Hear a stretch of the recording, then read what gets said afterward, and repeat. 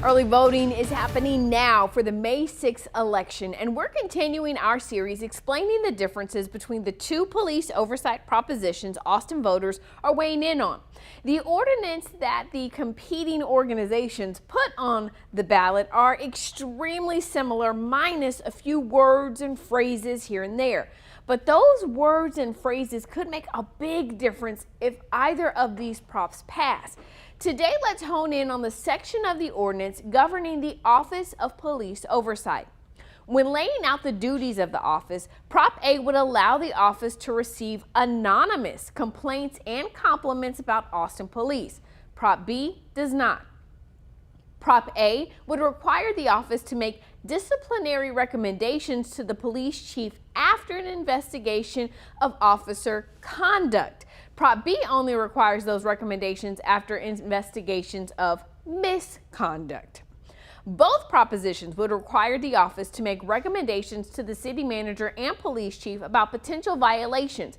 But Prop A goes even further, requiring at least a preliminary investigation of every complaint. And the recommendations have to be given to the chief of police before he makes a decision to discipline.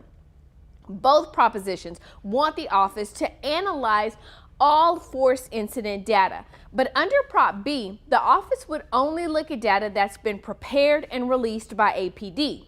In Prop A, the office would analyze all of the data and also conduct random assessments of use of force reviews and random audits of body camera video. Prop A has a more robust list of information the office would have to make public, including the outcomes of complaints, officer discipline, and a list of lawsuits and settlements filed against the city for officer misconduct. Prop B doesn't call for that information to be released to the public. When investigating police misconduct, Prop A would give the director of the Office of Police Oversight or their designated staff access to records and personnel with relevant information about the investigation. Under Prop B, they only get access to the records.